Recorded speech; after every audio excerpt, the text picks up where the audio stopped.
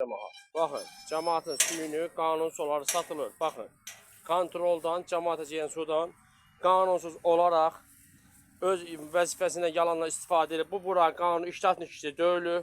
Cəmaatı da söyləyir ki, belə mən adıma Məmmədov Ramin icazə vermir. Baxın, şılanın getməsinə, baxın, şılanın dalıcan gedirəm. Baxın, baxın, baxın. Ay cəmaat, baxın. Mən adımla istifadə edib, baxın, kontrol qoşubdur. Kiməcəyə bu kontrol, bu araşdırılansın. Birinci bu kontrol kiməcəyir. Baxın, inanmırsanız, baxın. Bax, kontroldan çıxartdım suya, baxın. Kənd olunca bu vəziyyətdə su geyir. Baxın.